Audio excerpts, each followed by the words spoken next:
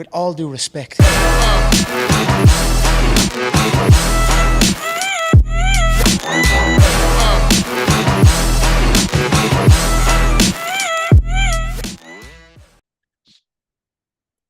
All right, with all due respect, number 22. Zach, this is only 22, man. I look up at yours and you're like, episode number 3,500 with Zach Underground Streets Club. And I'm like, man, if I can get to that many, still have the energy to share all that, man. I said, I hope I get there. And I'm like, man, episode 22.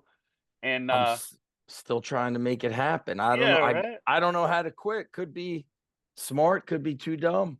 Well, you know what I tell people? I told Gray, I said, Gray, we're gonna start a podcast. I got some shit to say. Right? Yeah, Like, Good. you know what I'm saying? exactly. And we got it out there. We cover a bunch of different topics, and I'm so excited to have you, Zach. Like we said, we started chatting a little bit before this, and like you're like, oh, this is part of it. Let's record. I'm gonna tell you, and this is gonna age all of us, man. I've been watching your stuff. I'm gonna tell you, 2005. Yep. Well, YouTube, I started in 06, but Okay, 06, 05, I want to say. I was gonna say Yeah. somewhere between 05, 07 is when I first started watching your stuff, and a guy came up to me and was like, "Man, this guy Zach was in our gym at the little. I don't know if you were ever in the little spot. I think you were the small little gym, that little turf area. Sorinex was in the front with a small little turf area in the back, and I think you've been there's where all the Zuber plates were at. And Pops had Yeah. all those things there, it's and like a strip plaza, it right? was a strip mall, and we put turf in Loved the it. back and up front, and we started there. And a buddy of mine was kind of working with Sorinex, and he's like, "Man, you got to pull up YouTube and start looking up this stuff this guy Zach's doing."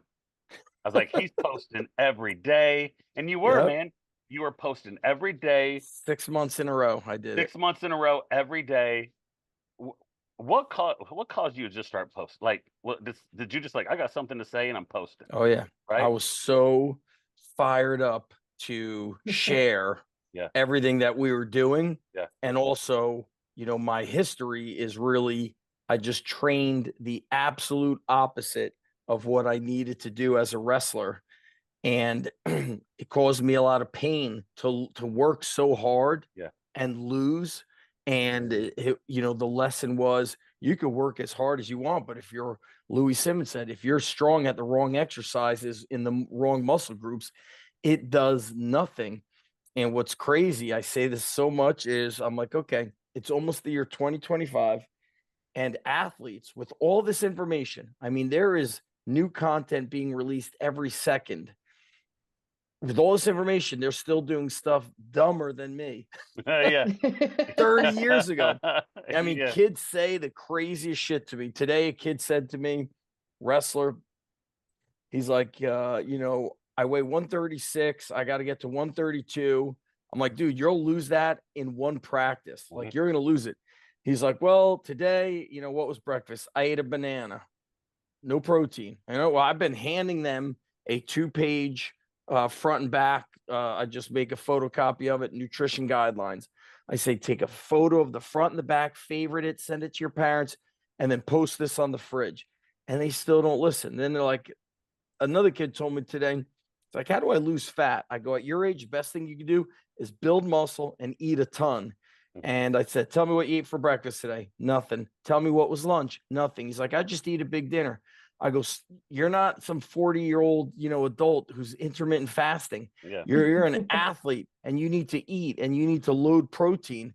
And I think parents don't get it still with all this information that's out there. We're still in this battle to educate, more knowledge, more information has not equated to more knowledge, as you know. Yeah, no, man, it's so crazy you say that. I said that today. So I teach a wellness class in a high school environment, and really what I'm doing is sharing with kids how to be healthy. We'll show videos, we'll show documentaries, we'll talk about and I had all the kids share, like, not even share it. They did a 2-day food log. I said, you don't have to even share it with anybody. I don't need to see it. I'm not trying to shame you. I'm going to have you sit in front of this food log, and I'm going to do the 10 things that make up a healthy athlete or a healthy teenager, right? And I made the statement to somebody today about that. I said, we can obviously not educate people into health. We have to do it through community, culture, leading by example, Yes. And it starts with us first as teachers, as coaches, as parents at home. Kids pick up those habits. I use this story. Um, my kid was playing a video game. We're from when I was 8 years old, and this was probably 3 years ago. And something happened when he played that game, and he goes, "You got." He dropped the game. He goes, "You got to be shitting me." Zach, he said it in context. Right. He said it in context as a 5-year-old. And I'm like he threw his hands up and he goes, "You gotta be shitting me." And he's Because five. they And don't they you know where it commu came from, bro? Me.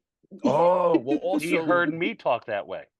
kids also, my son plays video games, and I remember my wife would always be like, who is he talking to? Yeah. You're like playing a game against some other dude Yeah. in Texas or California, and it Yeah. could be an adult. Yeah. My, Yeah. my wife.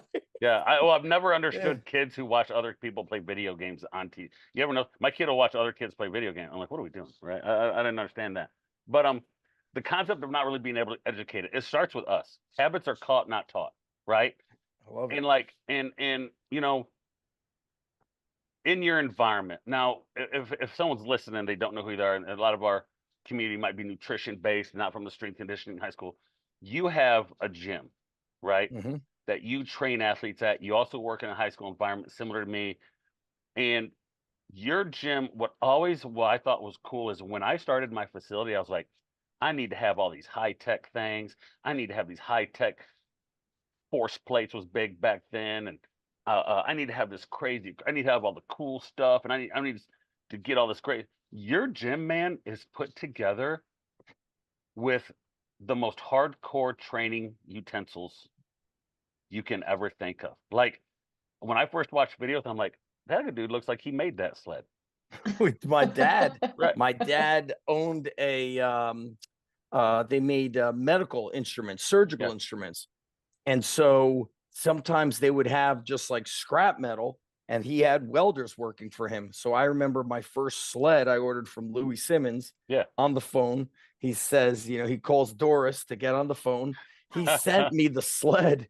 It just had a book of stamps taped to the sled. Oh, how Louis is that, right? Dude, there was no box. Yeah. And the toe strap was just like wrapped around with like saran wrap, like very Yeah. tightly, Yeah. not like actual packaging stuff.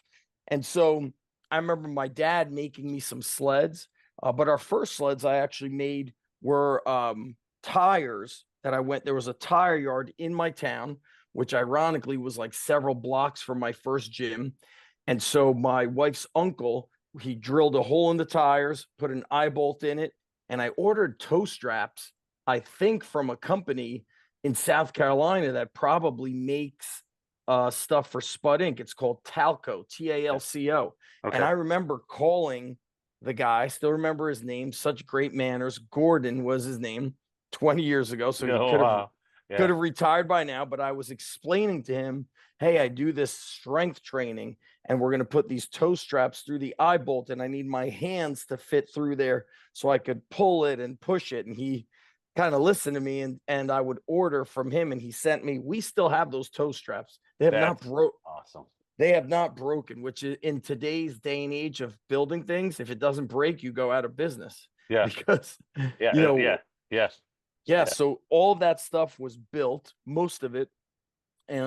Some companies, as you know, you and I kind of came up through this industry together. A lot of those companies went out of business. So, for example, Michael Easter had GoRuck, or Michael Easter sent me GoRuck sandbags. Mm-hmm. I got like early sandbags from Iron Woody. Do you remember that company? I remember Iron Woody. Yep. Iron Woody. There was another company. The sandbags were white, and we didn't know really what to fill them with. So on forums, we were talking about sand. That's a mess. So people were like, use pea gravel. Dude, let me tell you something. Shouldering and like hitting your body with stones is the dumbest thing. But I remember they used to sew them up like football. They used to have the sewn up like the football. Correct. Like you're like, well, and they didn't last long. And I feel like there was a few guys that came through that were big into sandbags. I think they showed up at Sorinex a few times. Josh Henkin. Josh Henkin. That's it. I didn't make that. I saw Josh that, Henkin. and I was so upset that I didn't make it. That was pre-2010. You're talking Yeah. like 07, 08. Okay. And he was I big should have made it. sandbag. God, I remember he showed up and he did a whole thing on the sandbag training. And man, it's crazy where the industry has I remember, man, and I just remember watching your stuff going like, you know what? Kids can get strong and get gritty, right? Kids can get Yeah. strong and get gritty. I don't need $300,000 worth of stuff. I can't tell you how many things old Richard Soren, rest in peace, like my second father. I can't tell you how many times we wanted something and that guy would make a prototype Yeah. because the kids needed it. Man, he did it for the kids. The What did kids were out he? training. What was he making you? I remember when he'd make like prototyping uh the big inch dumbbell. He'd make smaller ones so the kids could do it. And Yeah. he would fill it up so young kids could come do it and lift the inch dumbbell. And man, he'd sitting there. It wasn't gonna make money. He did it because like, well, let's get the kids doing it, right? Let's Yeah. get the kids doing. Make smaller prototypes of the inch dumbbells. Um, uh, just remember the the the things that are used in CrossFit now. Oh, the rig. The rigs. They made The first the one. first. It was Yes. in and that. It was in that place. It was in that building. It was in people that don't. place. People The don't first know one that. ever, because he I wanted to saw get it. he wanted to get the as many kids lifting at the same time on regular tubing, and they weren't going to be squatting like 600 pounds. Correct. And he created a small rig, um, and I can't remember what he called it, but it was a small rig that like 6 or 8 kids could squat on at the same time in bigger rooms. Yes. I think it was called. It was just maybe called the Sornex rig, but people don't know that history, Now Josh. they're And so, everywhere. yeah. Now, Well, I'll tell history you. of strength and Everywhere. conditioning, you've really like Pops introduced it to me. Like I always loved working out. I loved speed training. I met Tony Villani real early in my career. I met Pete Bomarito real early in my He's career. Who are now genius. Those guys they're are genius. Yeah, right. And I was so again, I was 23 years old. I didn't even know what I had like what I was talking to. Right. I met Esteban Bali, who came up with the long-term athletic development out of the Soviet Union and put together programs for kids. I was at IMG and he was sitting at a lunch table having conversations with us. And I'm like, I some think Russian guy. Pete mentions him all the Yep. time. Yep. Pete Pete talks about Bomarito him all the mentions time. him all the He time. was at IMG. So Pete was like he was a trainer. He was one of the coaches at IMG, and I was his intern for 6 months under Pete at 22 years old, right? With Esteban, That's and I was amazing. just a 22-year-old kid, like, I didn't know, right? And Dang. I know, isn't that crazy when you look back and I'm like, dang, like these guys are all over I'm the like, place. I'm envious. I did Tony's, it when it was. I should have been more. I should have I known. I should have did been it more. when it was so trendy. I Yeah. should have been there 20 years ago. It was different. Tony was, I mean, doing speed stuff I've never seen. Pete Bomarito was like Rain Man, bro. I mean, I'm telling you, the stuff he would do blew my mind. Um, and coming through that era, man, strength and conditioning was about to pop off. Really, high schools didn't even have high school strength coaches having strength conditioning coaches. They had amateur bodybuilders. They had a guy that played football. Well, It was down their by strength coach. you, were you in South Carolina No, or that was in North? Florida when Oh, you were in Florida. I was in Florida when I started and then moved to South Carolina. I just feel like South Carolina through I went to South Carolina first time in 09 for the at Wake Forest for the North Carolina State Strength Clinic. Yeah. Which Legend, was right? always The legend, right? The Yep. legend. Yeah. Coach Ethan Reeve Yep. would do it. Yep. $5 to enter. And when I went there, it was always during college winter break, but there was always a camp going on. And the camp was always football players, 100, 110 kids training. So I remember the first time I went there, that may not have been the first time. Maybe it was the second time. I did like a bodyweight circuit with the football players. Right before me, Coach Istvan Yavorik was doing weightlifting. Oh my goodness, are you kidding? He was at that and clinic? Then, yeah, so he was teaching them weightlifting. Then I did the bodyweight stuff. But I just remember like it's 2009 and there were high school strength coaches all over the place from South that Carolina. area. Like Mike Schrock was probably there, right? I met Mike because Coach McKenna Yeah. introduced me to him, and Coach Mike was talking about how many years he had been a high school strength coach, and I was like, I didn't even know that job existed, but evidently South Carolina, I think Texas, way ahead of the curve. But before I forget, the rig, I had, my first squat rack for my garage was from Sornex. It was called the Acme half rack. Yeah. And I'm tempted to ask Bert to make it for me again, but just bigger and a little more tricked out. But I bought it and my ceiling was not high. I could basically like lift my arm and my knuckle would be, a few inches from the ceiling. So I asked them to custom the height. And then I said, I need the pull-up bar lowered so our head doesn't go through the ceiling. But I said, but do me a favor, drill holes, because eventually I'm going to own my own gym and I'm going to move that pull-up bar up. So my first squat rack was this Acme half rack. It was army green with gold bleed on it.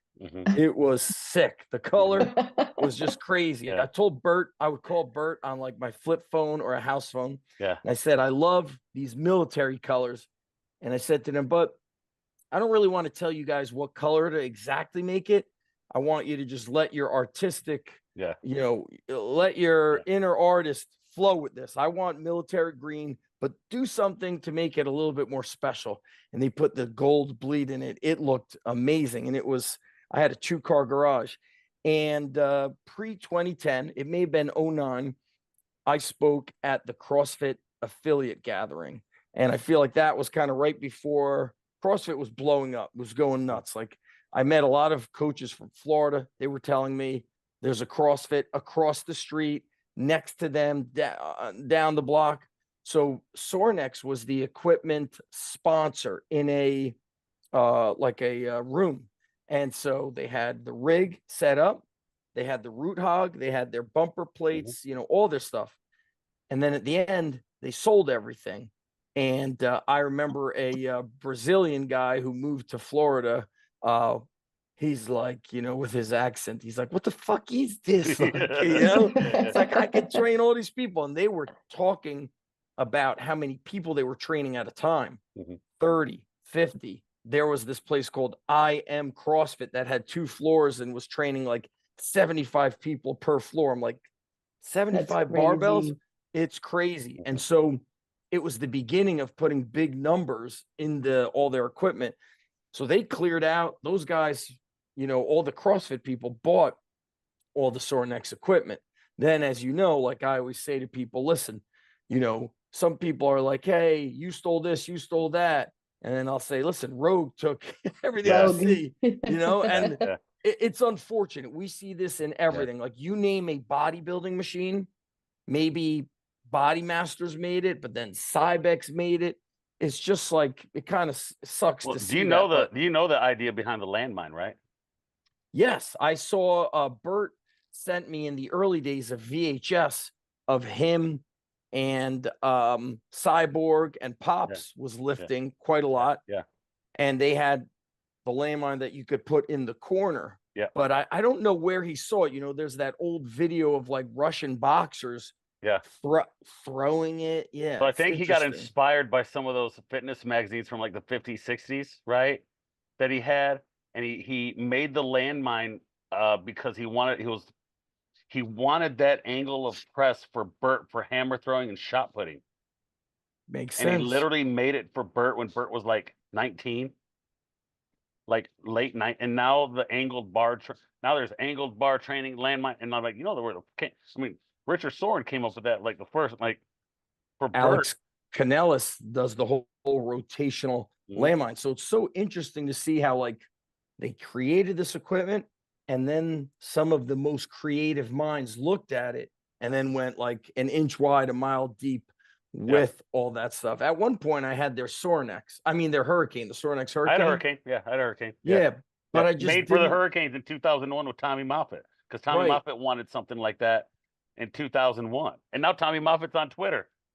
What's He's the not- hurricane? Wait, Tommy Moffitt or Tommy Myslinski won No, it? Tommy Who- Moffitt. Tommy Moffitt at Miami. So Yeah. hurricane is this it's this piece of equipment that has these angled arms that come off it, and you can measure how low the arms go and how high they go. You can stand and press it. You can bring it all the way down, put a bench. It's press all the in arms. one. It's all in one machine. Yeah. So if I Okay. want to slide a bench into it, Yeah. I could press it. I could Yeah. do bent over row. You could clean and press. Press it. Then they Yeah. created a pipe. So it basically is jammer arms, Mhm. Gray. That's Yeah. what it is, jammer arms. But then you could attach things to it. And Yeah. so again, they were creating equipment as the college strength and conditioning scene was really requiring this versatility. How do we handle all these kids at one once? time. Yeah. And Mhm. so the problem was when I'm busy, I had to say, do I want the hurricane or do I want a third squat rack? Yeah. I need, I couldn't have all these kids waiting online at my gym to squat. So Yeah. now we have a third squat rack. It's an old hammer strength that I purchased from a local university when they got upgraded. And it's so long ago that this university didn't have the funds because they put it together. So they put the uprights, it's two left-sided ones. And so we just call it the prison rack. Because it's so old and faded, but I think I want to get a half rack if the half rack can attach jammer arms, which I don't know if their half rack does. I don't know. I think mean, it does. Zach, you're a historian of this game, aren't you? Like, Yeah, I remember watching you talk about the Zuber plates with Pops. Yeah. Yeah. Oh, and a while the back. gold Zuber plates with Pops, and listen to that. Like you study the history of the strength game, right? I think what happened was, in bodybuilding, what always inspired me was Arnold's encyclopedia, the black and white photos. Yeah. Those photos came to life. They were I'd look at the photo and I felt like I could hear the weights. Yeah. And I actually remember I would go to Israel like every other summer to visit my grandparents. And I remember I took some bodybuilding books and magazines with me, and I had the high intensity books by Ellington Darden.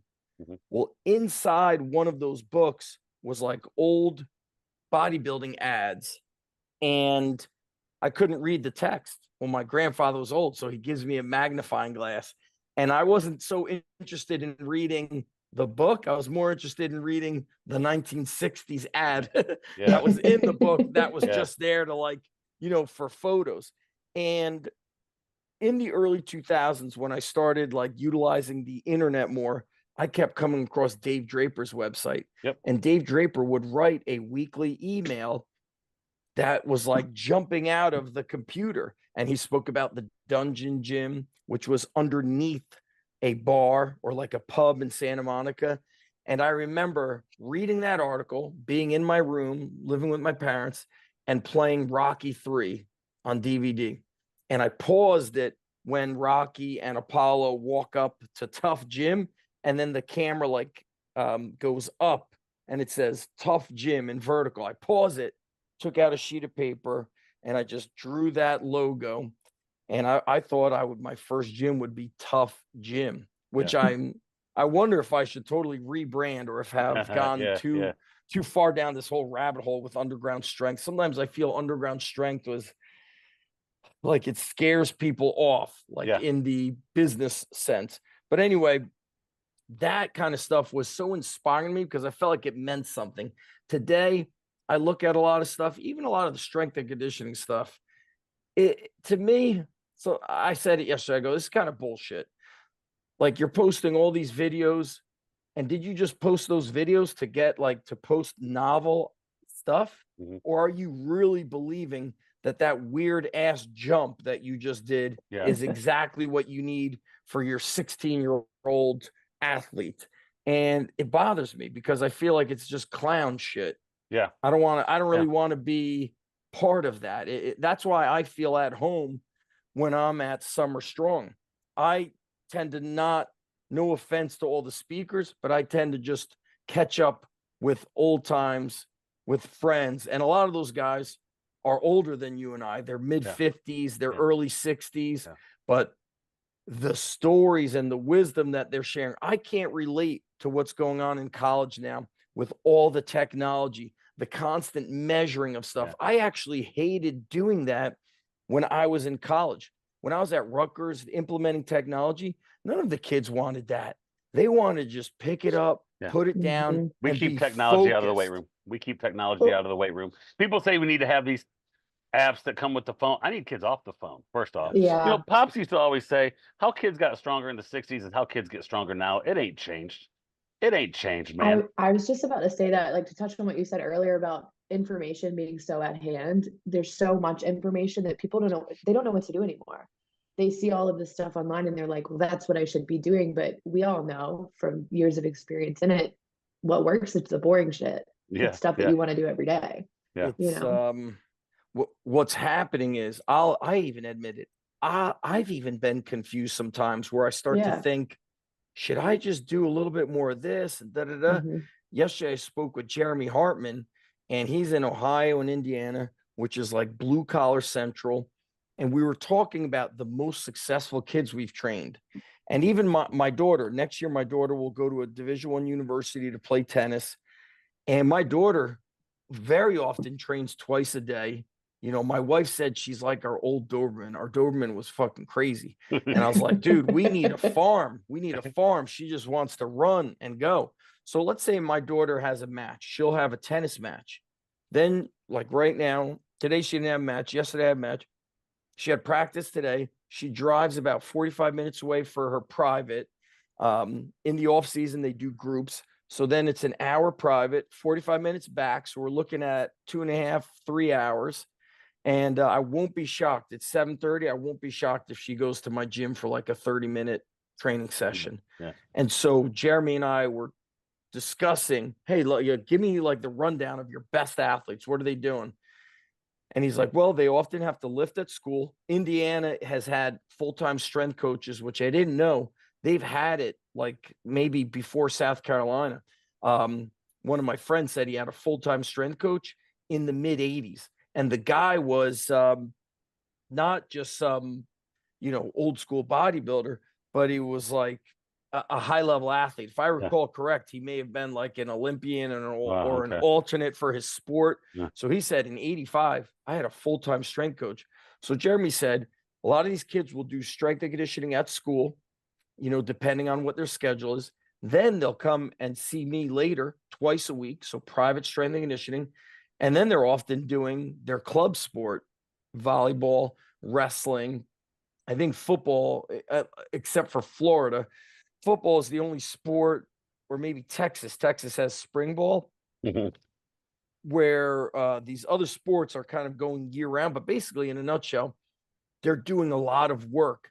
And the strength training, he said, is the clutch factor. It's making them durable. It's allowing them to sustain or build performance without the overuse injuries and getting beat up. It builds their confidence.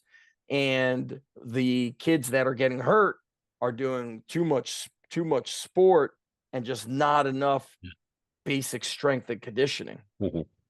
I agree. There's too much competition. That's a sports thing, right? We have way too much competition, not enough training. The kids that are successful that I've had, and I look through this in the history of kids I've trained, the kids I've trained became meatheads. Dude, they loved it. Yes. And like, I always add fun things for kids to do in the weight room. I've always done it that way because kids want to see the arms pop off, right? They want to see the chest. They want to see the shoulder, right?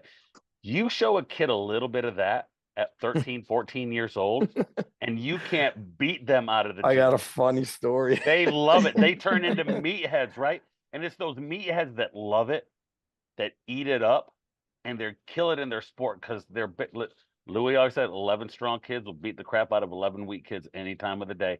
And that's how I train. That's how I train my high school kids. My 11 strong kids, my 11 strong kids are going to beat up your 11 weak kids. Especially at the high school level. It's such a massive advantage. When you get to college and the skill level. Talent's pretty there. Yeah. Yep. Talent, skill. What, Greg, where do you coach with Josh? Do you guys coach in the same? We have a business. We have a business, Phenom Nutrition, that works a bunch of online coaching and online nutrition work with people. Yeah. Yeah. Yeah. And is So, it all around the country? Yeah, we People work reaching with out? people all over. Yeah, people reaching yeah, out all over the place. It's yeah. Yeah. I just very played smart. sports my entire life, so I kind of know the background of it. But Where are you, yeah, right? In South Carolina? Yep. I'm in Greenville. Yep. Oh, Mhm. I was just on a podcast with two guys that were local to me, and it's Jimmy's in Florida, but Richie Airy, their podcast called Airy Brothers. Richie teaches in the Greenville School District. So Okay. Oh, they were in the town next door. We're in little beach towns. They moved around a lot, but Richie was early days CrossFit Endurance when Brian Okay. McKenzie was Yeah. teaching that. And they both wrestled, but Richie was also a runner. And so he's in Greenville teaching phys ed, strength and wow, that's conditioning, awesome. wrestling, track. Where is he Very like at? Do you know? I'll put you guys in Yeah, touch. I yeah, think he's in the Greenville public school Yeah. district. Well, there's like 17 different Yeah, schools. yeah. It's so right. There's a I've ton. noticed like Yeah. it's massive there, but Yeah. their podcast is called Airy Brothers, Okay. and they're great guys. They're very inquisitive, and I think Yeah. every podcast is wrestling coach, track coach, Yeah. and great guys. But you were talking about just like the physique. So this year, I'm in my 6th year at the high school. And what the way it was supposed to work, guys, is very interesting. I got hired the summer before COVID. And so they said, here, your schedule is going to be this. You're going to have one phys ed class, and you're going to pull athletes out of those phys ed classes. So you'll be on block 5 or 6, and there's 3 or 4 other blocks, and you will pull athletes and go to the weight room. Then after school, you'll do 2 or 3 blocks. And the school I'm at, very well known for athletics, they all just made it optional. And there was no, I don't want to say enforcement. There was really no encouragement from the coaches, from the phys ed teachers / coaches to go with me to the weight room during phys ed. So what happened is I was just kind of stuck in the gym doing quote unquote regular PE stuff, which I kept saying to my supervisor and my AD, like, dude, I've been doing this for like 20 something years. I am not being utilized. I'm in here while kids have to play volleyball or this and that. Like I need to be taking athletes doing hill sprints, and nobody made it mandatory. Then COVID happened. Kind of in New Jersey, the schools were like hybrid. And so finally I had to get it turned into a class that kids had to register for. And you and I chatted about this last year as I was really took me 2 years at least to make it happen. So today it's so funny. It's majority boys. I have 3 girls in the class, swimmers, volleyball players. The boys take their shirts off and I don't care. Yeah, And I yeah, just yeah. think to myself, this is an actual class. Yeah. They take their shirts off. And to me, I'm just like, whatever it takes. Some of those kids who are sophomores now, one of them gained about 35 pounds from last year. So he was like 135, something like that. Now he's 175 or he was 140. And he's lean. He's got abs. He's muscular. I mean, some kids gain 30 to 40 pounds in 4 years, which is basically like a pound a month. So I always tell them it doesn't sound like a lot, but you got to play the long game. But having this class kind of reminded me of what they're capable of, because Nice. we strength train. We get started around about 12:50, and no, we get started, my bad, 11:50, and we go until we have about 55 minutes. So we get started earlier. Bell goes 11:17, 11:30. We'll go about 55 minutes. They're finishing around 12:30. And then some of them are back in the weight room at 2:15. That's not get even more. it's not even a 2-hour break. But you know what I think? All right, you did 5 sets of squats, maybe 4. You could actually do 5 more sets of squats. Yeah. That volume, in my hope, like, I don't know what the science is behind it, if you have to do blood work, but it like boosts the release of hormones. It inspires more testosterone to be created amongst the boys. And then my hope is you are hungry because you've done 2 training sessions. And so you're going to go home and drink milk and eat everything because, or I got these kids that are eating nothing all day until dinner. Okay, you're the nutrition expert. So let me ask you guys, what do you think of, what is it doing to a 16-year-old's metabolism. These kids, the kids that don't eat enough, they actually have zero muscle. They don't. Oh yeah, they They have have zero muscle. course. Yeah, they have zero Yeah, of muscle. course. Yeah, low muscle tone. I do say that this is anecdotal. The kids that train the hardest to me tend to be the ones that eat the most because Yes. they're hungry I can support and they're that. That's full. I me. can support that too, right? They train the hardest, they eat the most, they're inquisitive. Yeah. And man, you're talking about the kids that love it, so they're dedicated. So a dedicated kid is gonna eat better and eat Sure. more, right? Because they're more dedicated. It's just the nature of the hard worker, right? Yeah, The you've nature of taught the them to hard love it. worker, they love it, so they're gonna eat Yeah. more. But yeah, I had a kid go 149 to 176 in 7 months. That's So insane. 27 27 pounds in Yeah. 7 months. Yeah. I told him, month. I sat down with him and told him how to. Now puberty kicked in. I mean, everything was hitting. In 7 months, he gained 26 pounds in 7 months. And he was a rocked up. He's playing football at Furman now. Went 5'9", 149 to 176 in about 7-8 months.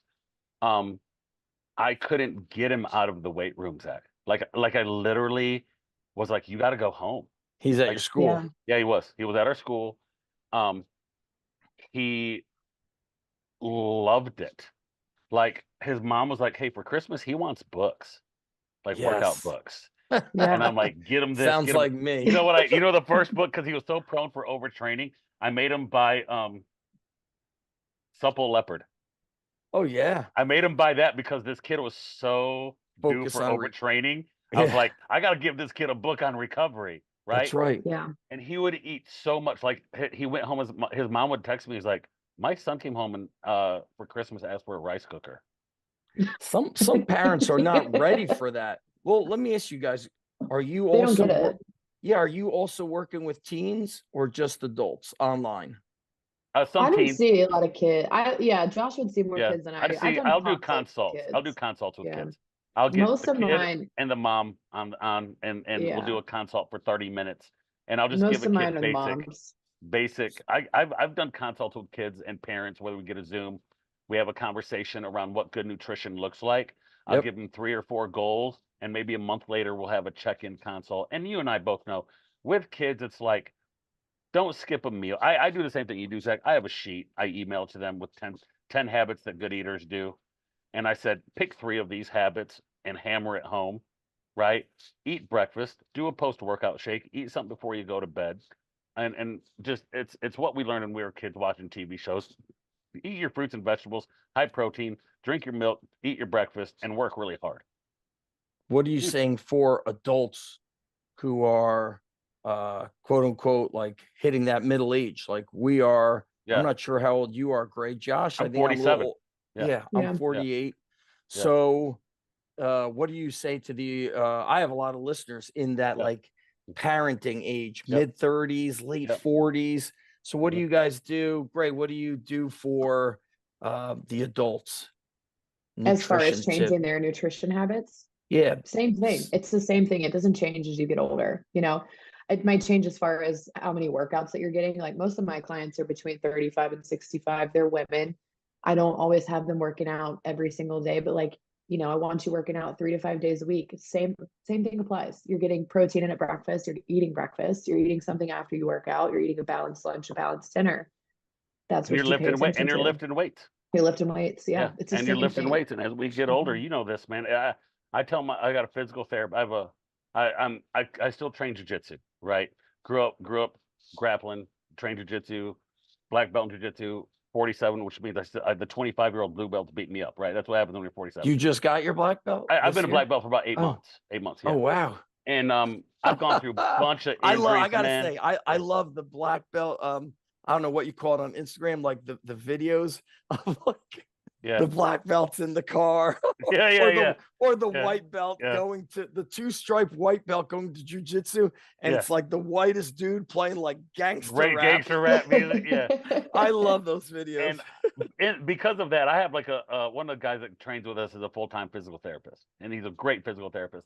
And it's always great in the jiu-jitsu community to have a physical therapist that hangs around because everybody's hurt, bro. Everything hurts. It's a clown show, dude. That you put 25 adults in a room that's all been grappling for like 10 years, and you're just like, there's tape out, there's people trying to put it together.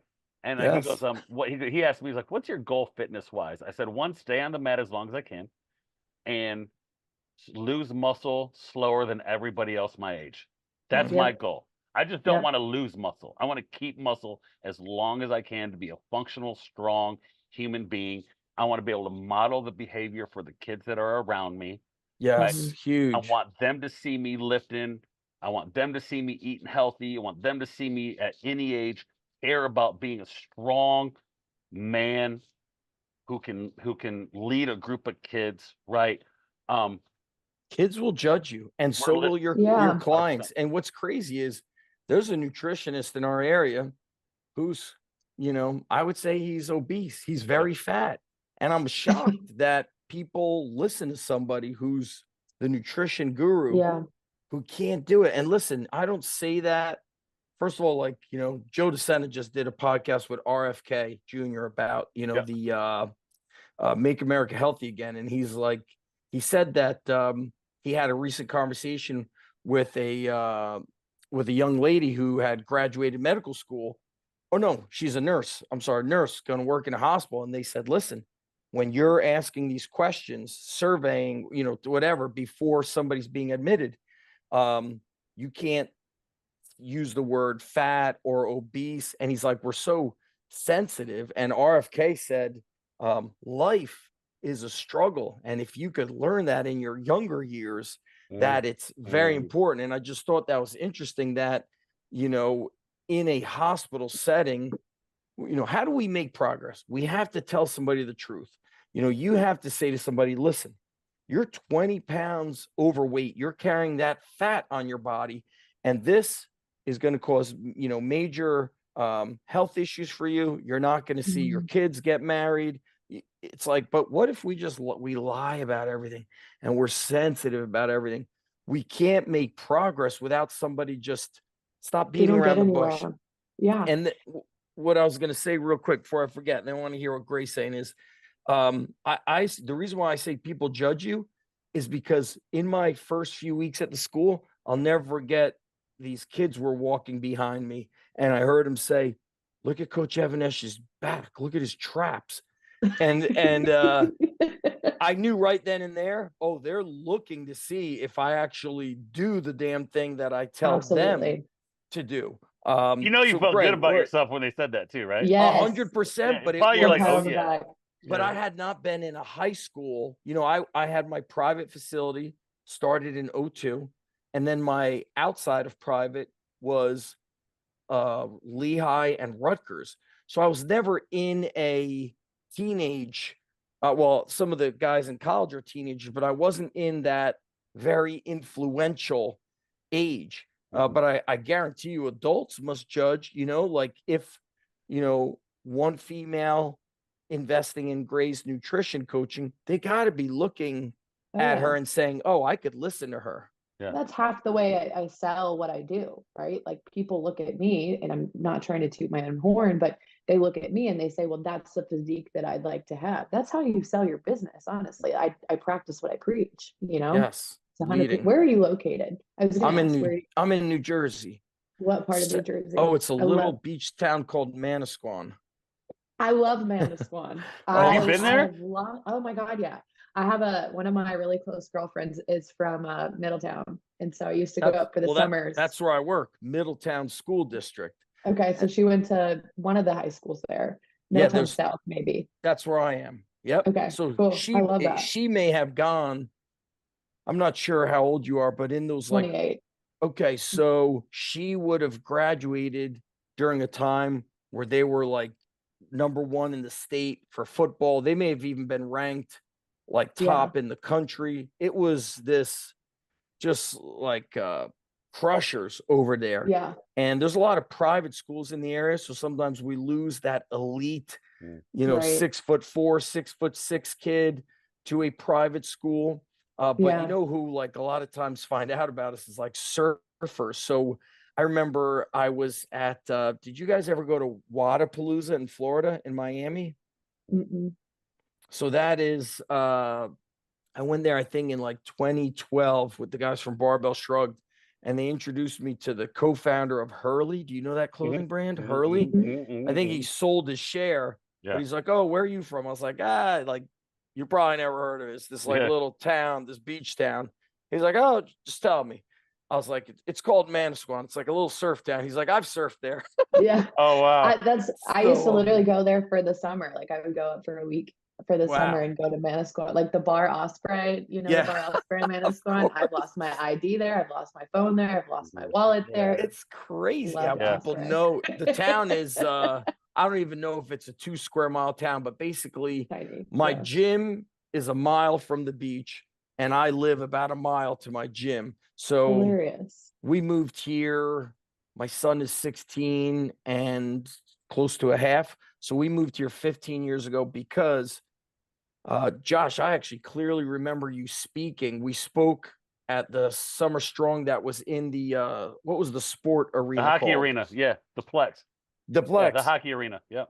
You were talking about children playing, and that was kind of the early years of me living in Manasquan. That was about 09-ish. That was definitely 20. I don't know. I'd Maybe it say was we moved in that Yeah. spot with Sornex in 2011. okay. It was Yeah. around about then. Well, It's yeah. a little bit of a blur, but you were talking about kids not playing. Yeah. In this town, kids ride their bikes everywhere. Is that just Kids, beach Yeah. culture though? Is that beach culture? Riding It's up and down. honestly personal experience though from being in New Jersey. New Jersey is such an active state. Like at least the beach towns there and where yeah, my friend there's a lived, lot to do. everybody was so active, just extremely Where your active. friend lives, I think a lot of them go to a beach about 15 minutes away by car. But in the area, it's very interesting is you could go to like state parks. They're Mhm. kind of all around. So Oh, you wow. want to do outdoor, you know, if you live in where your friend is, Middletown, that's central New Jersey. You could drive Mhm. 15 minutes north or south, not even, and get to a beach. And so what are they Yeah. doing? Surfing. Like my Yeah. son in the summertime is Forget gone about it. Oh, all surfing, day. huh? So Yeah. he'll be gone. They're at the beach. They body surf. They boogie board. They surf. I'm dropping things off if they don't have it. They're there all Yeah. day. Then they eat at like the taco places. Yeah. And then what do at night?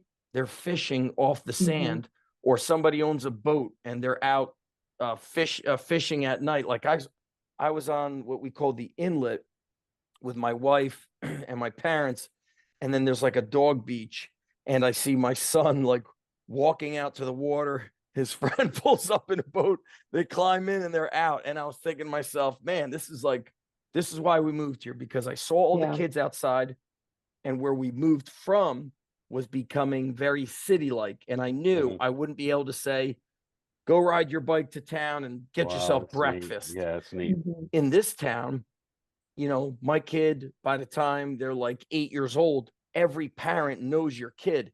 So if Yeah. they're riding their bike through town and I don't have my eyes on you, somebody else has their That's eyes awesome, on man. you. Boy, if Yeah. that's not something we've lost in this country. 100%. Big time. RFK was saying his parents would kick out everybody. There was 11 siblings, kick them out, do not come back till dinner. And the Mhm. dinner time was usually at sundown. Yeah. So in the summertime, sundown in the Northeast is an hour earlier. Like that Right. New England area is an Yeah. hour earlier than getting to the Carolinas. So 7 p.m. dinner, but then you'd be back outside Yeah. till your parents whistled for you, which was usually 10 p.m., something like that. And so I put, a dozen miles on my bike every day, I Yeah. think, in the It's summertime huge. Yeah. Yeah, as a we've lost kid. that in our culture. Yeah, yeah, and that brings up another thing. Physical education, right? Mhm. I And was that's gonna part of relate being it back to active. toughness Yeah, too. yeah, Yeah. and wellness and physical education. Like, I don't remember as a kid playing so much. I don't remember ever like being stuck inside the house. I remember No, playing I all the time. I remember running around all fighting my the time. parents to come in. Yeah. Yeah, physical Where did education, Josh, you grew up in Michigan. Florida or I South grew Carolina? up in Michigan. Oh, and Yeah. Gray, you grew up in South Carolina? In Yeah, Greenville. yeah. Mhm. Oh, so Yeah. how do you have your friend up in New Jersey from college? From a study abroad program. We both studied abroad together. Okay, where did you Yeah. go to your undergrad or grads? Where did you go to South school? Carolina. USC. Yeah, at USC. I moved to Columbia and I was in Columbia for 8 years. That's how I met Josh. Yep. And then when I studied abroad, I met Vic, who's from Middletown. Yeah. Nice. We'll have Yeah. to link up later and hear I her know. last name. But Yeah. it's interesting. Michigan is freezing, Josh. Yeah. Yeah. Yeah. But No, it's different. it didn't deter you. You just had a No. different, like in Michigan or these cold weather states, the kids are out playing hockey. And I mean, so that stuff is gone. And I get it as a father of 2 kids, although my kids are quote unquote older now. My daughter's a senior, she's 18. My son is 16. He'll be driving soon. But I knew, like, depending on where you live, even if you grew up in the 80s, you're exposed to so much fear mongering on the internet. Mhm. And you're like, damn, there's a bunch of freaks out there. You don't want your kids without you. And so everything became controlled. So I don't think we're ever going back to 80s style living where kids would ride their bike 5 miles to the park for recreation, soccer, football practice, baseball practice. Now, people you're in my age, Josh, and even younger coaches like Gray, they don't want to coach in high school and hear all these rules. School has so many rules and you can't challenge the kids or push them because then you're a mean person. But then the people our age, Josh, started these damn businesses of travel teams. And now nobody knows how to jump without somebody telling them how to jump. Like, you know what I'm saying? Somebody gets hurt on a playground. That playground, I've seen playgrounds get like ripped out of schools because somebody broke a hand. Yeah. But I Yeah. was like, dude, that meme on Instagram was like, I died 8 times on this playground and my mom told me to walk it off. Yeah. Yes. And Yeah. that is true. And so, Well, I think too, one thing I like about what I do now is I feel like I have a certain responsibility to make kids tough. no doubt. And make kids because life's tough. Are right? you a phys ed certified teacher? Nope. In It's a South private- Carolina, private- you're in it's a private school. Yep. Yeah. Mike Strzok said South Carolina is not so like stuck in the thinking of we have to hire a strength coach who's only health and physical education certified, because the truth is they're not teaching strength and conditioning in the schools, in the colleges. So what was your degree in, Gray? What did you get here? You did exercise science, and what did you do? I was actually political science. And I then had you did no business doing personal training. So I went and became a personal trainer after college and ended up loving it. Yeah. By the way, when you guys talked about training and nutrition, you know who it reminded me of? I love the guy. Even he's very research based when he needs to be. Brett Contreras. Yeah. Look how he trains his women. Yeah. Yeah. Strength. Big, strong girls. We think the same thing. Yeah. It's like boring. It's boring practice. It's protein. It's get enough sleep. It's lift heavy weights, and it's don't stress yourself out. That's Let me how ask we you this, coach. Zach. Do you get coaches be like, hey, Zach, let me come spend a day and watch what you do, right? I'm sure you get that, right? It's been a while since that happened. When a coach wants to come to the underground, I'll usually say, listen, that's what we reserve like our certifications for. And the reason why I do that is not because I'm saying you got to pay me, but the parents are paying us to train the kids. And so in the early days when we did this, it ended up being like an educational seminar for the coach. And we were shortchanging the kids. Yeah, gotcha. And as I got older, I just became almost like protective of the kids, where it's my job to give them the best. And I even said this to like our coaches today is, before anybody does a free trial at the underground, I want 2 things to happen. I want them to read the website from top to bottom, so they see how membership works. They see testimonials. They could maybe relate to somebody, as you guys were saying, when you do consulting. And then they see the minimum membership is 3 months, and then they see the price. I don't want somebody to come do their free trial, their intro, their eval, and then they're like, well, let me see and let me think about it and let me look at the website. Well, we just spent more time with you than the people who are paying to be here. Yeah, yeah. So that's why I always tell people, if somebody did not do, if you want to refer somebody to us, the best thing you do is just send them to our website. Our website will do everything from there. And then I'm taking care of people who are investing in us to take care of them. Yeah. And, that's the reality. If somebody does a trial with us, I'm giving them a lot of attention that day. And so when a coach reaches out, I tell them, if you want to come to my high school, you could do it. Yeah. But I tell them, I'm probably going to be so busy, I'm not really going to be talking to you a whole lot because I'm actively coaching. Or you know what else I tell them, which totally scares them, is I say, okay, but you have to train with us. And then they're like, I'm on my own program and my back and my this and my that. And I'm like, well, then you don't really want to learn. Yeah. You just told me you want to learn, but you're telling me you're on a program that's so good that you cannot change it for one day. Like it'll end the world for you. I tell people, if they come to the school to watch what I do and they'll come or just want to come back, you're going to be very underwhelmed. I tell them because my kids are really good at about 6 or 7, 8 lifts. Nice. Yeah. They're really good at those 7, 8 or 9 lifts.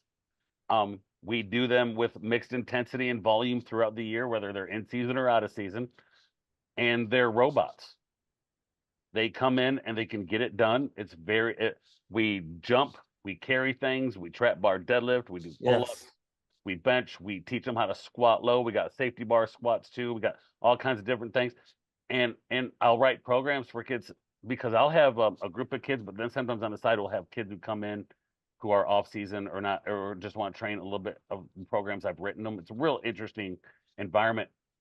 And the parents were like, well, we'd like something a little bit more sport specific.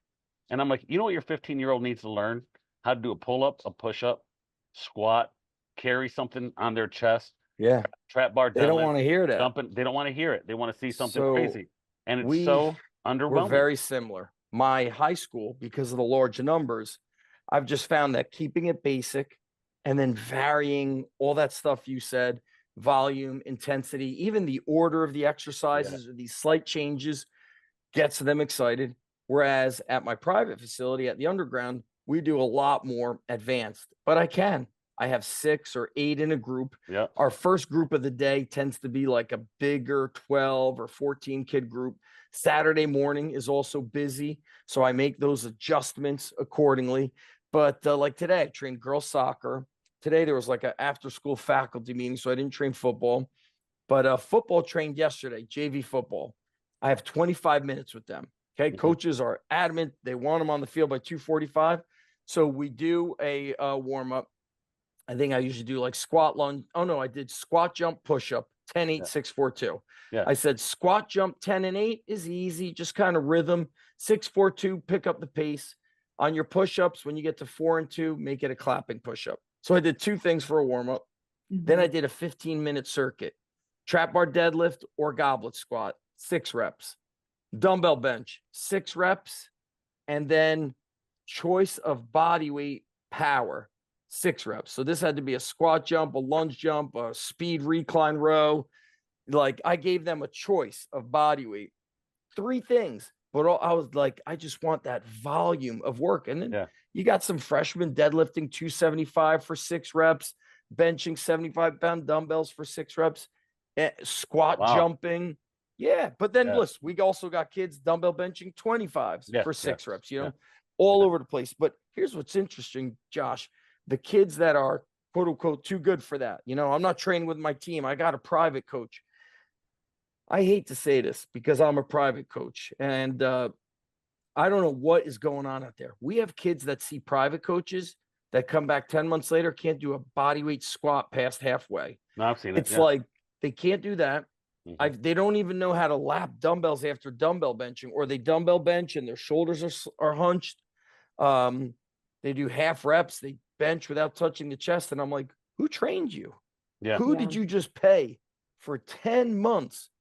And now you came and back. It's one-on-one work, or is it in a It might be groups, but still I train groups. And listen, when I've got 60 kids, am I missing things, oh yeah, of course. You're good. guaranteed. Yeah. But if I see somebody doing something wrong and another person doing something wrong, I blow the whistle. I bring everybody in. Yeah. Hey and guys, here's- just recap it. No, you go yeah. ahead. I was just gonna say too, if you're repeating the same movements over and over again, you're gonna catch whatever they're doing wrong. You know, like I teach in a studio, and so exercises change all the time, which is one of my frustrations with any kind of studio. But it's hard to catch people doing things wrong if you're always doing a different exercise. So when you have Correct. repetitiveness inside of programming, which is what I do That's a when I good have a point. little bit more freedom of writing, True. when you have repetitiveness, I can actually monitor somebody. I saw them do this exercise last week. I'm going to watch it again and be like, all right, here's what you're doing wrong. That's why repetition is so important, not just from a strength aspect, but let me make sure I'm doing it right and actually remember how to do it right when I go into next week. You know, Pops used to say, we used to, being at Sorinex, that place was so, I remember Pops' thing was, there's saying and there's doing, pal. Because there'd be some kid that'd be like, man, I could probably squat 225 for 50. And he'd say it in passing. Pops would come out of his office with a $20 bill, throw 225, slap $20 bill, and put the kid on it. And the kid never met Pops in his life, but he's like 18 years old, and Pops just staring at him. I've seen kids do amazing things because Pops came out and said, "You're doing it." And the Yeah. kid did something absolute, and that 225 for 50 is a true story. Like a kid talked trash and Pops put a $20 bill and said, "You got this if you do this 225 for 50." I reps did on it the for back squat." 50 once. I still remember the It's day. horrible, man. It's one of the I worst got to like, experiences. I got to like 46, 47, and then I had a spotter on the final three. Yeah. But I remember preparing for it mentally. I remember playing the movie through my head. I remember the day I did it. Yeah. And I just remember during my warm-ups I would go 135, 225, 315. And I remember like I would do 20 reps, 15 reps, 10 reps at 315. And I remember just 315 felt easy. 225 felt easy. And then I was like, I think I just need to do something crazy. And I had seen the Tom Platz. Do you remember the Tom Platz? The high bar, low bar squat of when he was with the WWE bodybuilding. It was the WWF created a bodybuilding federation in the early 90s that was more about like showmanship and this like light show. And the Mr. Olympia was drug tested one year. And so they actually drug tested it's called the world. So it was the WWF wrestling. So it was the WW bodybuilding, WWBF bodybuilding federation. Vince McMahon owned it. But I remember on ESPN every weekend they had bodybuilding shows, and WWF had a bodybuilding show. And I remember Tom Platz it's on YouTube, of course. Now he did a squat off against Dr. Fred Hatfield, Dr. Squat. Wow, really? You know, Eddie Cohen, face to face. Real, and Tom Platz had legs that were like, I mean, that didn't even look like I was on a normal human being, right? The horse is just different. Ed Cohen spoke at the last Summer Strong.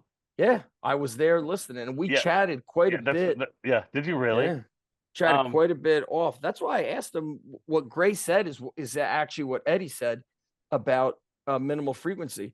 You know, he's like, yeah, I deadlifted for 12 reps for like 2 weeks in a row, maybe 3 weeks, then 10s, then 8s. He's like, I didn't do this, then that. He's like, it was just pounding the stone. Did you ever do any of his programs growing up? No, because you get Eddie Cohen squat programs, bench programs. I never had any access to that. Although I remember buying the Muscle and Fitness magazine with Eddie on the cover. He had like the nice wet white sweatsuit on, and I believe powerlifting where I grew up, there was very few powerlifters, and the powerlifters they just looked like shit. It wasn't like powerlifters today who had that look of power. I remember one guy was like tall and skinny, and he just didn't build muscle. I was like, I don't want to train like him. He looks like he doesn't lift. Then the other guy was just short and fat. It didn't inspire me. You know, Eddie Cohen wasn't lying. I've done a bench program from him. It was literally 2 weeks of 12s, 2 weeks of 10s, 3 weeks of 8s, 3 weeks of 5s, a couple weeks of 3s, and 2 weeks of singles, and you're stronger. Yeah. When he That's said how I write programs now. I've been doing a little bit of that since that conversation. And I spoke with, I had spoke with Andy Baker, not this spring, the previous previous. And so he does a 3-week cycle, 8-5-3 or 8-5-2 if Yeah. you're advanced. Mhm. I've been using it for high school kids, but if you're a beginner, it's 8-5-5 again. Okay. And try to that 3rd week, the 5 needs to look better. Maybe it's heavier, maybe Yeah, not. I yeah. tell kids, we don't even have to add weight, but once a month. Because if I just add a 5 each side once a month, 10 pounds, that's 100 pounds to your lift at the end of the month. That's a good way to doesn't- look at it. You don't even have forget about, Mark Ripito says just keep adding 5s. I can't add a 5 every workout, but Yeah. in high school, can I add a 5 every month? Or what if I just add, if I just add 50 pounds, a 2.5, I don't have 2.5s, by the way. I got rid of all of them because I said, if it's got to be 2.5, that means you're second guessing yourself. Yeah, You can't be a 5. We're not doing it. Yeah. But if I just add a I 5 love each to. side, Yeah. I got rid of all of them. Hate to break your heart, guys. My Just for high upper school, when I body. got there would be like, let's say the squat rack would have 4 45s here, no 25s, a 35, and like 7 2.5s. Then over here, no 2.5s. I couldn't take it. Yeah. So what I did was I went to the cafeteria, asked the lunch ladies for 2 milk crates. I took all the fucking 2.5s, Yeah. put them in the milk crates, and I put them in my truck and brought them to a buddy who welded them as thick handle dumbbells because the kids were trying to add weight. I'd see somebody squatting with, let's say, a 45, a 35, and a 10. Then this side had 45, 25, 10, 5, 5. I'm too type A. I was like, what the hell are we you doing? doing? Yeah. Yeah. So I had heard Dan John.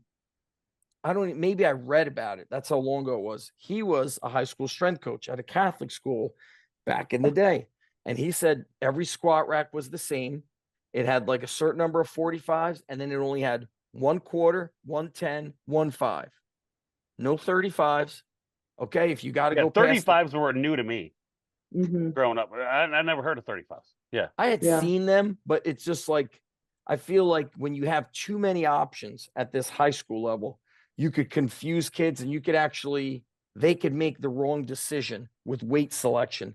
So now every squat rack is like, 4 plates, 2/4, 2/10s, 2/5s, or 3 5s. It's probably better if I just did 2 of everything because I equate it to, as a dad, my kid goes into a kindergarten class or 3rd grade class, and then the posters are upside down and this way, and there's paint thrown here. Then the other class, it's clean. This wall is this color. It's painted. The kid could now feel, like this all makes sense to me. Yeah. Versus, Structure. It's structure.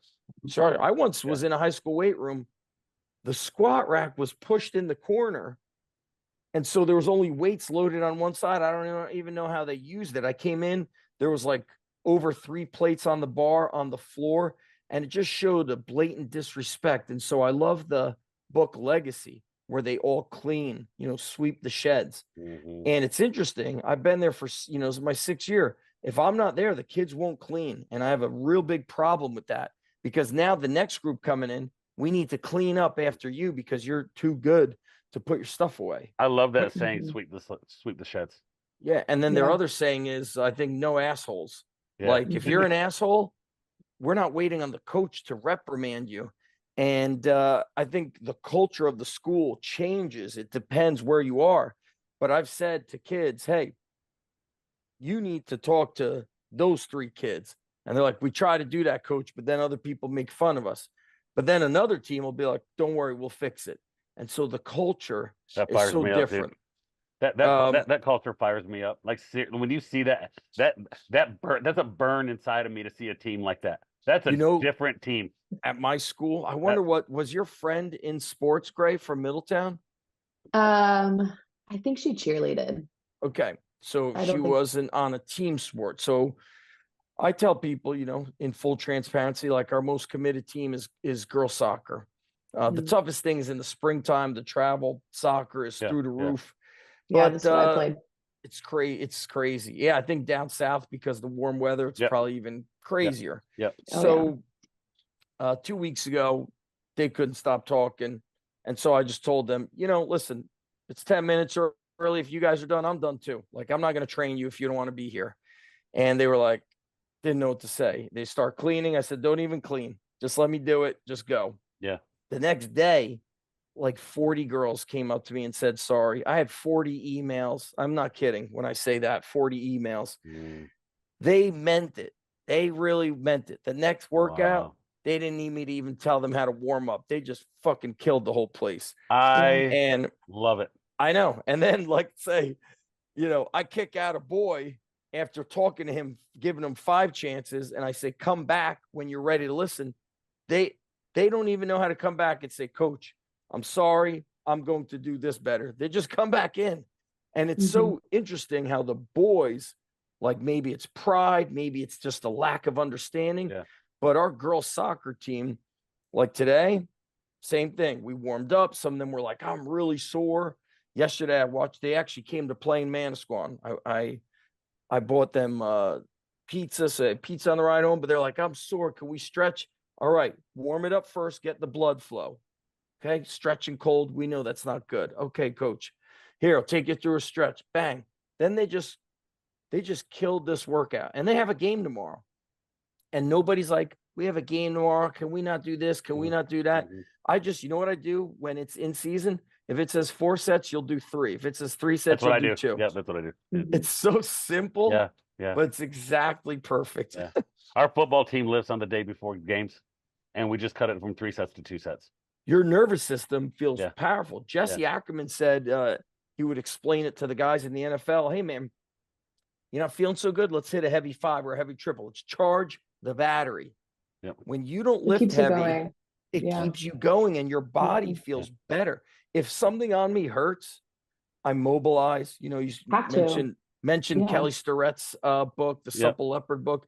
I'll just go on his YouTube. I'll open his book. I have a book here in my office, and then we keep a book at the gym. I'll mobilize, and then I strength train that area. I don't avoid it. Load it. No, load it. Load the discomfort. Yes. My knee was feeling a little wonky, like a little weird in the bottom of squats and deadlifts. I just started attaching a band and doing an old Dick Hartzell band. Oh, that's a name right there, isn't it? Come on now. Yeah. Adduction. I was like, oh, these little muscles needed to wake up and get stronger. Dick Hartzell, thank God, whoever it is, somebody posted his old videos, from VHS. His flexibility training was really strength training. Yeah. Well, I tell people all the time, they're like, my hamstring's tight, I need to stretch. My hamstring's tight, you need to load it. Load it and stretch it. And load it. Make it stronger. Did you ever see the video of Dick Hartzell jumping on a twisted ankle? Where he I jumped think up? I did. Is he at the park? He's on a table somewhere doing a presentation. Great. And it breaks. Doesn't it break? I think the table breaks. So Dick Hartzell was a guy. Is this the 90s? Was Dick Hartzell in the 90s? Yeah. Yep. Yeah. And early 2000s. Early West Side. The different colored stretch bands that are out there. You have the small stretch bands. Yeah. Okay. Dick Hartzell create a whole system off those bands around stronger joints. Great. I'll send you some stuff. It's some of the coolest stuff you'll ever see. Yeah, it's and on he's YouTube. So it's amazing. energy. He's so full of energy. And it's this older guy in a sweatsuit. And you're like, who's this? This is like the Javork stuff. I still do Javork circuits here. I don't call them Javork circuits. We do 8 like skull crushers, curls, standing, squat, shoulder, and press in rows, and we warm up Javork circuits, right? Well, you guys talk about like. Go ahead. He would twist his ankle. Okay. I'm not kidding you. If I didn't see it, he would show how strong his joints were. He would jump up in the air, twist his ankle, and land on it. There they are. Yeah. Well, these are the compression bands. Compression bands. Yeah. But I take them, and then also the light bands for stretching. And you can if you go on YouTube, Gray, you could find his old videos. I'll look at it. And they're very powerful. And it's really good stuff. But the Dick Hart, listen, nothing's changed. Nothing's changed that, right? Like, I still use all that stuff, and we all still get kids big and strong. Yeah. They don't know the name. They call it what you want, but kids get big and strong doing the same stuff they've always done, right? Yes. And you brought up that team. When you think about that girls' soccer team, right? They're amazing. What lessons are they learning that they're going to take for life? You're building, those are leaders, man. Those are leaders. Those Mhm. girls are going to learn something, and they're going to understand teamwork. They're going to understand accountability. They're going to understand there's consequences when I screw up. They're going to Mhm. understand the love for each other. You can't, you can't replace that. You It's can't so learn that in anything else other than Yeah. sports in your life to make you a better human when you get older. Nothing does that like high school sports. Yeah. I know Josh knows this. I say it all the time. I learned the most from sports, the most in yes. my youth. Well, my daughter just gave me this like intern eval form, and so there's a restaurant that opened in our town, and we trained the owner, and the owner was like, man, Summer, she's amazing. He's like, you could just tell she's an athlete because she organizes everything like she's a coach. And so he's like, one day they were struggling with coverage for something, and they have restaurant managers, and the restaurant manager couldn't do it, and this and that. And then Summer gets in the group chat and she's like, hey, do this, blah, blah, blah, blah. He's like, Mhm. I should just fucking pay Summer 75,000 to manage the restaurant. Yeah, He's like, she's such an athlete. He's like, I think I need to hire athletes. They know how to Mhm. think on their feet. But those girls are leaders. And but their coach has, like, hey, the coach says to them, girls, we have a standard. We're known for being championship level players. And so we always have a target on our back, even when we're supposed to win. There's more pressure on us. And the girls are never like, I don't know, it's that's maybe too much for me. They just rise up. They blow my mind. They made me. I was actually thinking today when I was training them, I was like, I used to be afraid to train girls. I was like, man, I'm gonna be training all these girls, 40 something girls. And that's a dad. I have a daughter who I've trained my daughter, but those girls made me a better coach. And so I love it, dude. when I was watching them today, Awesome. I was like, my God, these girls friggin' amazing. But I Mhm. remember what they got me better at was being more flexible. So I wasn't used to training 60 to 80. So I'd be training girls soccer, and then I might have lacrosse at the same time or wrestling. So the numbers were massive. And I remember, I'm going through the workout, and I always would like break it into two parts. One team here, the other team here. I'll switch you in about 15 minutes. And these girls were waiting to dumbbell bench, but we don't have a whole lot of dumbbell benches. And I said, you don't barbell bench unless you could dumbbell bench this much. Then I see these two girls barbell benching, and I'm right about to tell them you can't do that. And then I was like, oh, I saw you girls benching, and they're like, yeah, we're waiting over there. We're waiting too long. And I was like, oh my God, it doesn't even matter. It Yeah. doesn't matter. And then they were like, yeah, I wanted to dumbbell squat, but the boys were using all the dumbbells. So we just set up the bar and did it on Mhm. our own. They're more self thinkers. And if you could empower the girls, they become friggin' killers. And Oh, so in the weight room, that'll make a girl. I swear my strongest lifting females are the most aggressive on the field. the girl soccer is so physical. And I always tell them, I go, why do we, do these carries? You were mentioning carries. I was like, because when somebody's like girl soccer is a violent game. Yes, yes. If the referee can't see, you see them like grabbing jerseys. Yeah, There's almost like punches or yeah, there's something going on. yeah. And I tell them, when somebody bangs into you, you want them to think twice about doing it the next time, or Mhm. they bang into you and kind of like bounce off of you.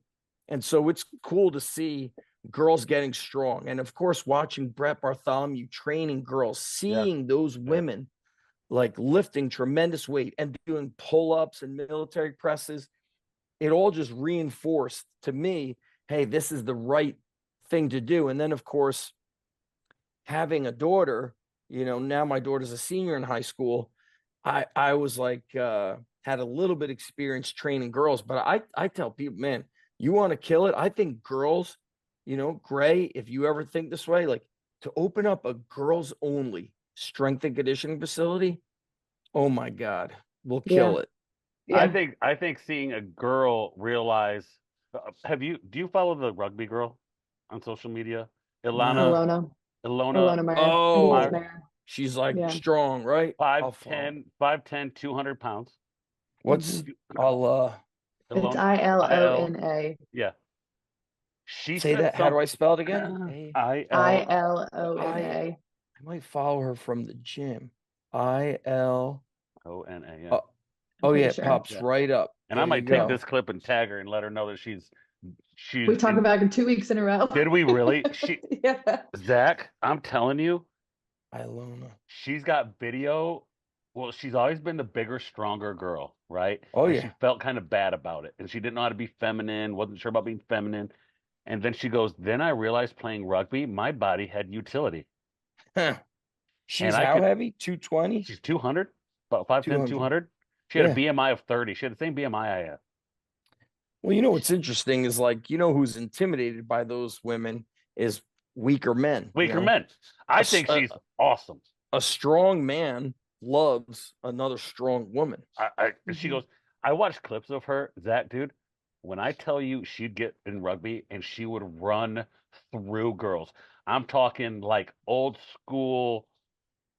I mean, shoulder down and run through girls. And she College goes, rugby is now like women's cut. There was a she was girl on the from my Olympic team. She was on the there was a Olympic team. girl from my school last year that I don't know what state she went to. She's a freshman now for rugby. Yeah. So there's like rugby clubs. And Mhm. then Yeah, there that's are. also what's bringing back wrestling. So wrestling got a lot of cancellations in the mid 90s for Title IX. Yeah. Well, how are they bringing it back? Women's Rugby. wrestling. Oh, women's Women's wrestling. wrestling. So Yeah, if true. you want to True. bring back the men's program for the D3 program that got cut, okay. Bring back the girls program. Yep. I'll And have so to find my Yeah. old video of because I played lacrosse and I played soccer, but I'll have to find my old video from my state game where I knocked a girl out Yeah. running through. But it's girls' sports are way more violent than boys' they're sports. very We violent. Hey, have a I've said it vendetta. before. We walk out with a vendetta. You Oh mentioned it my earlier. goodness. The toughest football game I've ever watched was a girls' soccer game. Heck yeah. They're brutal, vicious. Mhm. They'll Every run each other time- over. They'll pull on hair. They're pushing in face. Yep. Every love it. time I watch girls soccer, I don't like I love to try to get to any kind of athlete competition. You know, I love to go and watch like freshman football. I love to watch our underdog teams. Yeah. Of course, I love varsity, but I love the kids that are just trying to get up there. Yeah. But whenever I watch girls soccer, I tell them, I go, girls, I don't drive home and think to myself, we need more hurdle drills and speed and agility. I start thinking we need to do shrugs and bent over rowing, Rows, and yeah. we need to carry. I don't Yeah. find myself thinking Yeah. we need fancy shit. And I think, you know, we mentioned like, what do parents think? Parents think that's what their kid need. And Mhm. I have never had kids come back worse than when they go to a place that's known for speed and agility, quote unquote. It's like, you know, I saw a hockey player today. He's the same size as he was 2 years ago. Hockey, Mhm. where you're getting checked into a wall. He told me, he's like, I think I dislocated my shoulder. I said, that's why you need to strength train, because we build body armor. We protect your body. He's like, yeah, I'm doing it now with physical therapy. And I said, strength training is the before physical Yeah, therapy. yeah, yeah. And he just won't, you know. And I said, listen, do you know how expensive it is to train here? I said, it's so expensive, it's free. And that's the problem. There's no exchange of money. So they don't value it. Yeah. And Yeah. John Welborn told me, he said, it's called proximity bias. So people might say in Manasquan, I know Zach Evnish. There's no way that our guy in town is an expert. You're not going there. We'll take you to this other place or at my school. He's just a PE teacher. He don't know nothing. I We're was gonna so go. confused when you told me that the football team didn't work out with you. Yeah, football Because trains that with me blew my once a mind. week. And Yep. I call it you call it proximity bias. I call Yeah. it the preacher next door. Nobody wants to listen to the preacher next door, right? They want to listen to the preacher far away, right? Mhm. They don't think that, well, definitely that guy who's been doing this for so long, he can't live in next door to me. We got to go get this expert somewhere else that he's got to be the expert. Coach Johnny Parker, legend, said, Mhm. you know, with his accent, the definition of an expert is somebody with a different zip code. And that's I said, so holy true. crap, dude, that is crazy That's true. so true. Yeah, football, you know, we have a new coach and he wanted to rebuild the culture because before the kids were there was really no mandate for them to train.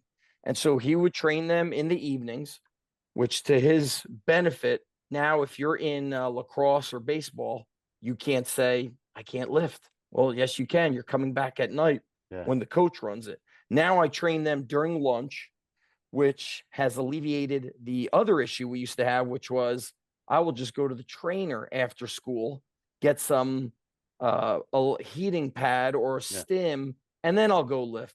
Yeah. And so John Wellborn said to me, he goes, I noticed very quickly that the guys in the NFL who were in the training room, they never left. He's like, it was like a virus. And if you didn't get out of there fast enough, you're going to basically eradicate yourself. You're going to remove yourself from the team.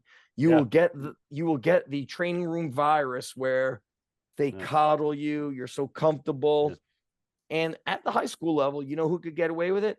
The genetic freak who's 6'1", 6'4". He's strong just from mom's home cooking. He doesn't need to lift with you. But those kids are going to, when they get to college, you're back at square one or even negative. I've seen it a million times. Yeah. I've seen it. Listen, and it's every sport.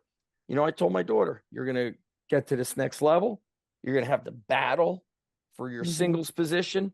Maybe you'll be up there for doubles, but your first year is going to be a lot of just the emotional and the mental aspect. And so, you know, a lot of when coaches in my school are asking, hey, where are the results with this kid? I just say, let's first, before you're wanting to point a finger at me, let's look at the attendance. He or she hasn't been here at all in the off season. We're talking 9 months of nothing. Or let's look at the in season. You know, I actually last year, to really try to get this strength class going, I did a sheet of tracking injuries. 95% of our injuries were kids. You posted that, didn't you? You posted that, yeah. Yeah, I didn't post the names, but you posted that set, yeah. Yep, and everything was like did not train in the off season, barely or did not train preseason, didn't train in the summer, like skipped summer workouts. And so on the flip side, that's where a football coach running the weight room helps, because kids today know that the ultimate say of when you play is the football coach. Playing time. I don't know, impact your playing time unless your football coach or whatever coach comes in and takes attendance. My girls soccer coach started seeing like girls would go to the training room, and she said, from now on, if you're hurt, you're still going to Coach Evnesh and he'll give you an alternative plan. Yeah. Because if your back hurts, I'm just going to do goblet squat. Oh, you can't goblet squat? We'll do split squats. Yeah, they don't realize, they don't even realize that it's harder. Yeah. You know, okay, instead of farmer walk, you'll do a one-arm carry. You're also going to do side planks. Oh, your back hurts? You'll do 4 sets of sleds. And then you realize, oh, fuck, I better stop saying like this hurts, because every alternative is still practice is a lot better. Practice in the normal challenging. Workout. Yeah. Dude. Hey, so you need the support of coaches. I tell you, I'm really glad to have you on, from your insight, from the history of lifting, your passion for it. There's nothing, I'll give you a compliment, and I don't know if you're great at taking compliments. I suck. You might be. The passion you carry for the game bleeds onto people. I see it in the National High School Strength and Conditioning Association page. When you comment, the Facebook group, when you comment and you show passion, you're in. I just want you to know you're inspired. I mean, I told you, 2006, I was on it. I was on it in 2006, and I didn't meet you until 2000, maybe 10 or 11, maybe. Yeah. And I was so excited to meet you because of your passion. Yeah, I like need to go to bed right now, and I'm like ready to go live. Yeah, right. You're passionate. I'm sorry. and like, I appreciate simplicity. I'm a pretty simple guy. Me too. You're very simple in how you train people, but you do it with simple things done with intensity yield results. And you do that. I want to thank you for coming on our podcast. I'm excited. I'm glad we did it. I look forward to seeing you again. I look forward. Yes. I watch everything you put out. I follow everything you do. Simply because of the energy behind it shows passion. Yeah, I don't know how to do it 100%. anywhere. And it's interesting because some people get turned off by it. It's too much. They don't like it. Shame on them. Yeah, shame on that, right? I don't. Makes me sometimes feel bad, like I should tone it down. I'm like, listen, No, don't tone it down. Hey, No, wait, you love what you do. my I just football. want to be great for these kids. Why Yeah. should I feel bad for advocating for them? Why should No. I feel bad for trying to protect them? No, not And at all. I tell people, I go, I will get fired. I'm willing to get fired if it means standing up for the right thing. 100%. I tell my head football coach at my school is a friend of mine. He's a psychopath. I tell him he's a psychopath all the time. He's the nicest guy until you start to understand his competitiveness. And people say things like, "Oh, well, man, he just seems obsessed." And that used to bother him. And I said, "Hey, man," I said, "don't let people confuse obsession and passion. Mm. You're not obsessed. You're passionate, and you give everything you got for the kids that sign up to play football for you." But also, like, obsessed isn't a negative word. Be Yeah, obsessed. I don't know why that's Should so bad. be. I'm Yeah. passionate about it. You know? I love it. I'm obsessed with the craft and giving my best. I'm Yeah. passionate to see these kids succeed. Mhm. But it's tough at the high school level when sometimes or oftentimes really they're not emotionally ready to take on your coaching and willing to listen. Yeah. Whereas you guys with your consulting, working with adults, they're more ready and open-minded. Yeah. They've experienced enough pain. Oh, maybe Yeah. not. I wouldn't say that. Yeah. I tell you, I get what I love seeing a kid in the high school environment do something and do things that he doubted he could do Yes, Yeah, I it or love she is. could that. do. When you see Mhm. doubt and fear, and I don't know if I can compete, I don't know if I'm good enough, I don't know if I can lift that weight, and you put them in the weight room to use that to create struggle, but then Mhm. put them in an environment that they can succeed in the weight room. Right? Weight room's hard. You push them, they succeed. You push them, they succeed. You push them, maybe they fail a little bit, but you push them past it. You're Right? building, you're Mhm. building the building it, right? bricks, and then it's a house. Then we have our Mhm. friend Jeremy Boone, right? We both know I Jeremy love Boone. that guy. I love him. I Amazing. love him. He goes, courage builds confidence. And I want my kids to feel so courageous that they can take on anything that their sport taught them. So when they graduate and they leave, I don't care if they never play sports again, they're just fearless Mhm. because they've already gone through the struggle. Training is my therapy for life. I just like Whew, it's that's done, real. it's done everything for me. Yeah. And what you guys talk about, that transfer of training, that's a big phrase, right? A big Yes. phrase from the Soviets. Dave Tate said something 20 something years ago when people were bashing benching. He's like, well, what if I help a kid bench more and get bigger arms and it boosts his confidence? He's like, is that not transfer of training? Is confident not the most important transfer of training? I can't measure it. It's not a velocity, this, that. But that to me is everything. And that's why building muscle is also important because, like you said, when we first started chatting, that's why the kids in my class are taking their shirts off. I love it. I saw boys today like flexing their chest. He's like, hit me. He's like, look at these arms. That kid is way more confident than last year when he couldn't look me in the eye and talk to me about stuff. Now you're building warriors, bro. That's what you're doing. You're building Life. warrior men, warrior women, right? That It's are going to lead amazing. other kids down the line. They're going to have kids.